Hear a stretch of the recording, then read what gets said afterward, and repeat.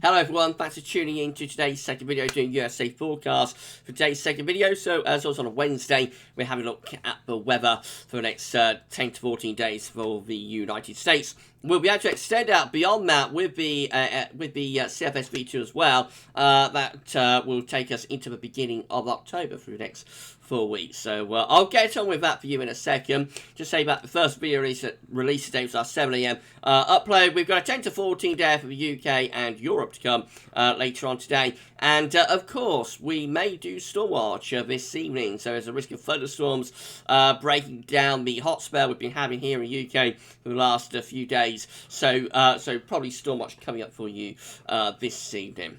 Please like, share, subscribe on all of the videos. Thank you so much, everybody, for doing that. We're going to begin the USA forecast of a tropical Atlantic. So here we go then. We've got two areas of interest. We've got this orange X just here, and then we've got Hurricane Larry just here. That orange X is disturbance 1. Got a 50% chance of cyclone formation in the next 2 days and in the next 5 days.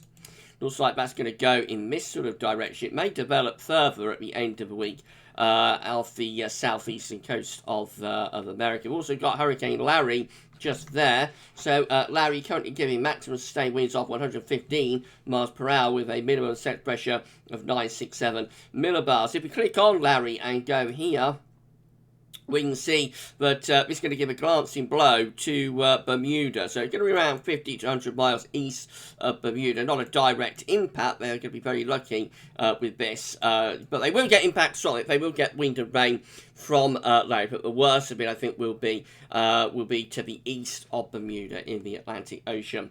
Heading up towards Newfoundland and Nova Scotia by the time we get through to the weekend. Still as a hurricane, a very long way north with that. And then moving up towards Greenland as a post-tropical storm later on in the weekend and through the early part of next week. Now, this is from tropicaltidbits.com, so this is showing the GFS midnight run forecast for the tropics over the next couple of weeks. Back, of course, Larry just there, and there's that little disturbance area in the Gulf of Mexico. Right, so the next few days, we're going to find Larry pushing northwards, of course, heading up towards Newfoundland, just there, not impacting the east coast of America directly. And then that's that little disturbance area out in the Atlantic off the southeastern coast as we go through to the end of week. May develop into a weak tropical storm.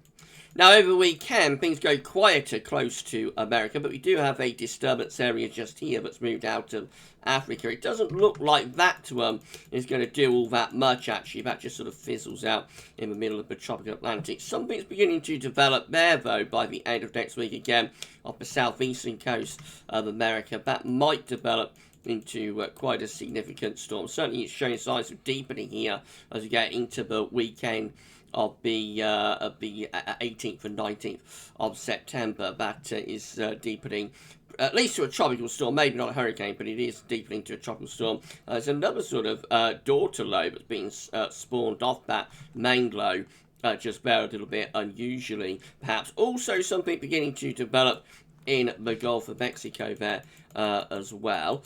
So as we run into the very end of the GFS midnight run, we've got something off the Gulf Coast just there. And so it looks like over the next few days, over the next week or two, it's really going to be close to America that we've got to watch, I think, you know, around the Gulf Coast and off this southeastern coast as well. It doesn't look as though all that much is going to be happening in the next couple of weeks through the wider waters of the tropical Atlantic. Looks like it's going to be more close in, you know, close in to the states of the Gulf of Mexico. But we've got to keep an eye on. Also, not that much happening in the Caribbean over the next couple of weeks either. It's more towards, focuses more towards the Gulf Coast and the southeastern coast of states, I think. Right, going further northwards, these are the GFS upper air temperature and precipitation ensembles for Chicago. So the red line is a 30-year upper air temperature average for Chicago. We are actually starting a little bit cooler than average up though. Some cooler air has dug in from Canada. Going to get a warm up though over the weekend into next week, becoming really quite hot. And then in the extended range, generally warmer than average, but there is a little bit of up and down going on with this. So at times we do get some cooler troughs of low pressure pushing through, but bring in cooler air from Canada before it gets receded and pushed back to Canada by warmth, surging back northwards again from the southern states. So very typical, really, for a time of year. Alternating air masses, indicative of the change from summer, or the start of a change from summer into autumn or fall. Precipitation-wise, next few days will be relatively dry, though this cooler weather does have some showers contained within it. But next week does look rather unsettled, actually, around the middle of September and into the second half of the month. Looks like there could be some quite wet weather at times, and that will be particularly, I think, associated with thunderstorms and heavy downpours as we get these alternating warmer and cooler air masses clashing with one another. Temperature anomalies from the 8th to the 16th of September, generally hotter than average through most areas, warmer than average in the east and very hot across most western states, but the long hot summer continues through the west and the southwestern states. Nowhere near as hot as the anomaly to average further east. It was actually a bit cooler than average across the southern southeastern states. And precipitation anomalies from the 8th 16th of September, generally drier than average, really, through most areas in the week ahead. Right, let's just quickly go back then. So, we've got the charts, got to go back.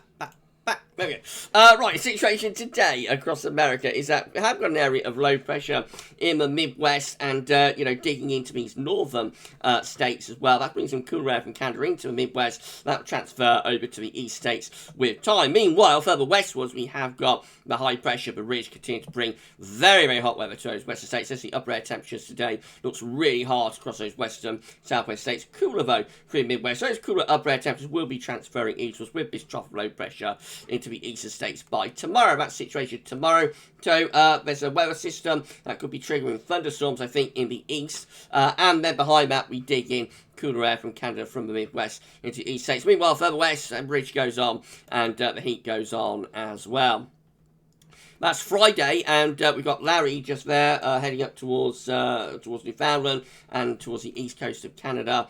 Not impacting America, but actually on Friday and into weekend, this ridge of high pressure will settle things down and warm things up across the Midwest and the east. Will start to bring hotter air back up from the south again. Some low pressure towards the Canadian border and up in towards Canada will be trying to push cooler air in from Canada. But actually over the weekend, I think most areas look pretty hot. That's how the upper air temperatures look. It's a little bit cooler around the Canadian border, but generally most parts of America were quite hot over the weekend at about ridge of high pressure. It was particularly hot again through those southern, western, southwestern states.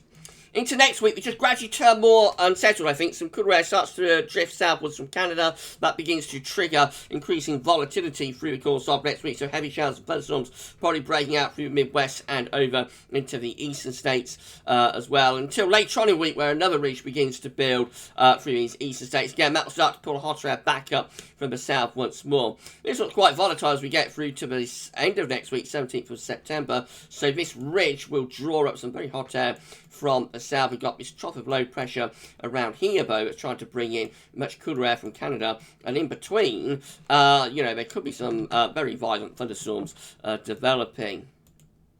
So the upper air temperatures look by Saturday, 18th of September, which of course is day 10. So it is turning cooler across the far North America, and that cooler air is trying to dig in towards the Midwest as well. Hot air beginning to get pushed further southwards and southwestwards.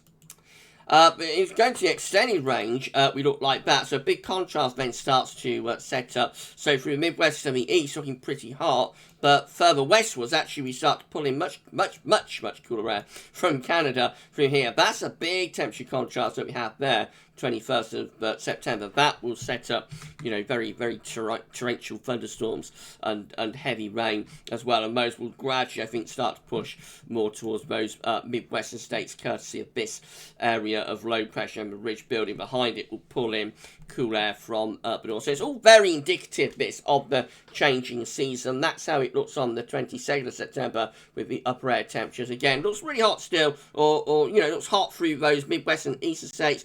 go just a little bit further westwards, much cooler air, even quite cold air is digging in from Canada. And obviously that contrast in temperature is going to fuel some very volatile weather. That will fuel heavy rain, probably torrential rain, and violent thunderstorms as well, which again is very, very indicative of the change from summer into autumnal weather. Meanwhile, out in the west, the heat looks like it's just starting to ease back slightly through those western states. Right at the very end of the GFS run, looks like the heat begins to build back in from the southwest again as cooler air from Canada starts to transfer eastwards with that area of low pressure. Very, very gradually, we are now moving from, high summer into late summer and even early autumn.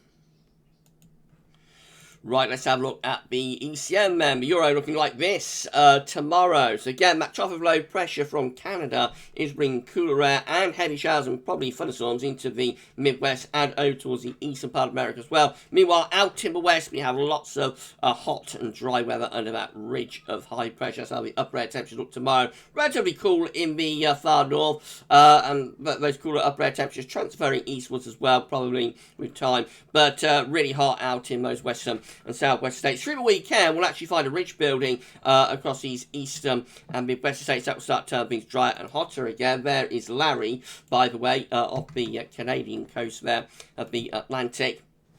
But for America, that does not impact things. So actually, over the weekend, it turns drier and hotter across many parts of America with these southerly winds pushing heat back northwards again into the Midwest and into the East. And it never cools down, of course, across those western states. Into next week, that's the upper air temperature looking on Tuesday. So again, cooler air is trying to come in from Canada, but overall still pretty warm or hot for most parts of America through the early part of next week. But as we gradually move on through next week, I think we do start to cool things down through some of these northern and midwestern states, and probably break out torrential rain and thunderstorms as well. That's how the upper air temperature look by day 10. So again, really hot through these western and southwestern areas. Pretty warm in the east, a little bit cooler perhaps through the Midwest. But still quite a warm scene, especially for those western states, of course, as we get to day 10. This is how CFS is looking finally. So these are 500 millibar heights breaking down into a week period. So first week period takes from the 7th, 13th of September. The coming week has low pressure to the northeast and high pressure to the northwest. We go through to week 2, which will be the 14th to 20th of September. High pressure then in the northeast and low pressure in the northwest. So a little bit of a switcheroo there. Through to week 3, which would be 21st of September, 27th. Generally just a ridge across those northern states, really. And then week 4, which is going to be the 28th of September, 4th of October. Again, quite a ridging across those northern parts of America. Temperature anomalies for week 1, which is the 7th to 13th September. Significantly hotter than average through the central and western states, but cooler in the east, and particularly in the southeast. Week 2 will be the 14th to the 20th of September. It all switches around, so it goes cooler in the western states, but goes much hotter across the Midwest and into the eastern states. Week 3 is the 21st, 27th of September. That one looks hotter in the east and in the northeast, a little bit cooler down in the southwest. And then week 4 is the 28th of September to 4th of October, and just sort of generally quite warm or hot, really, across most parts of America. Precipitation-wise, for week 1, 7th, 13th of September, dry and average in many areas, especially those central and eastern states. It's a little bit wetter in the northeast, however. Moving through to week 2, which is the 14th, 20th of September, it's generally wetter across most parts of America. Many of those states, particularly the northern states, turning wetter. It is drier in the east and in the southeastern states, however. Week 3 is the 23rd, 27th of September. Average a little bit wetter than average in the east and in the northeast. And then go through to week 4, which is the 28th of September, 4th of October. Drier off the eastern coast of America through here, but a little bit wetter across the southeastern parts of states and also in the northwestern states too. Of course, the further out we go, the less of a signal we have, the weaker the signal gets. Right, that's it then for USA forecast this week. So it's all looking rather typical, I have to say, for this time of the year, end of summer into early autumn. Yes, still very warm to hard across most parts of America, particularly so in the west and in the southwest, but even in the east, generally pretty warm.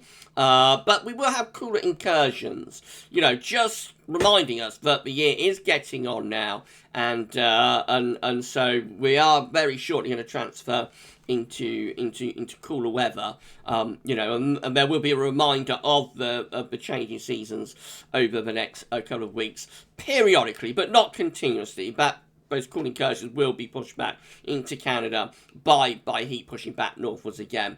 But yeah, autumn, fall starting to knock at the door, I think, for the States and also, of course, in Europe as well. Right, okay, so that's the USA forecast. Will be, of course, a wider picture is what's happening in the tropics. Of course, we'll continue to monitor that. So that's the USA forecast this week. Do it all over again next week. If you enjoyed the video, please give us a like. And we'll be back later on with a 10 to 14 day for the UK and for Europe. And we'll have Stormwatch probably tonight. The USA forecast this week. That's all for now, and thanks for watching.